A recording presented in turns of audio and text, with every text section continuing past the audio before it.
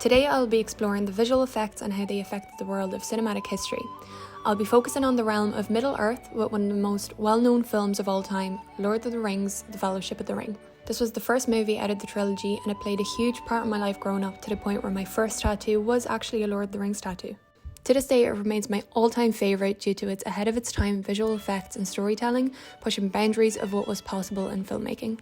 The Fellowship of the Ring stands as a monumental achievement in cinematic storytelling, renowned for its groundbreaking visual effects and a production cost of $93 million. This J.R.R. Tolkien epic fantasy was brought to life by director Peter Jackson in 2001, where it grossed over $868 million worldwide during its original theatrical release. In 1993, Peter Jackson was one of the founders of a VFX facility called WETA Digital.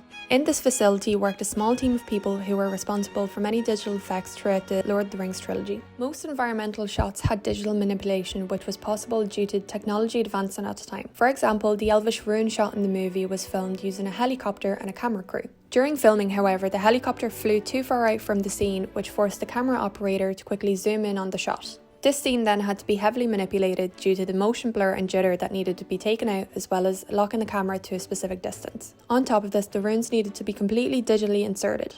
In order to make this work, the VFX team had to recreate a digital environment of the real scene to represent the shot and the wireframe of the mountain. They specifically focused on the upper hill on which the runes would be inserted. This helped to fit the Elvish runes in smoothly, which blended with the environment rather than having them stand out against a real environment. One of the most memorable characters would have to be Gollum. The creation of this CG character was a complex combination of capture technology and digital animation portrayed by Andy Serkis. Gollum's lifelike appearance was revolutionary to possibilities of digital character animation, earning WETA Digital critical acclaim and numerous awards, including several Academy Awards for Best Visual Effects. To break this down further, Andy Serkis provided the foundation, which was physical movements of Gollum while wearing a motion capture suit with sensors attached to capture his every movement and expression. For the facial movements, Serkis wore a head rig equipped with multiple cameras pointed at his face. The VFX team then used this data, which was later translated onto the digital character that was made using animation softwares. They then worked further on the digital animation, adding various details such as materials, skin textures, wrinkles, some hair and facial movements to bring Gollum to life. In addition to Andy Serkis's physical acting, he also contributed to the voice of Gollum. With the combination of the digital animation and unusual vocal performances, Gollum became a fully realised character we get to see today. Would you be without me? Hello. Another character I will focus on is Balrog, which is a terrifying creature of shadow and flame who is responsible for Gandalf's iconic "You Shall Not Pass" scene. You shall not pass!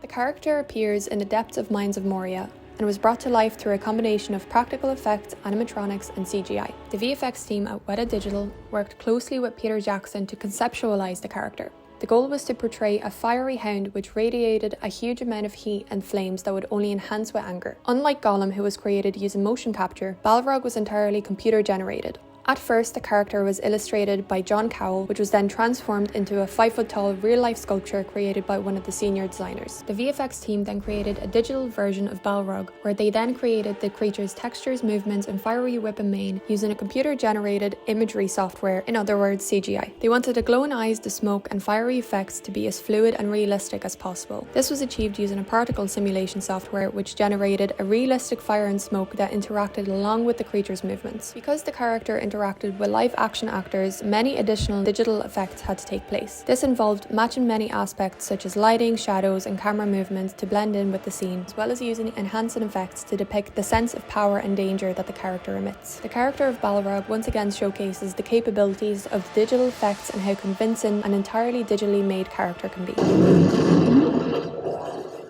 To wrap everything up, Lord of the Rings: Fellowship of the Ring was a revolutionary staple of VFX and how it impacted cinematic history.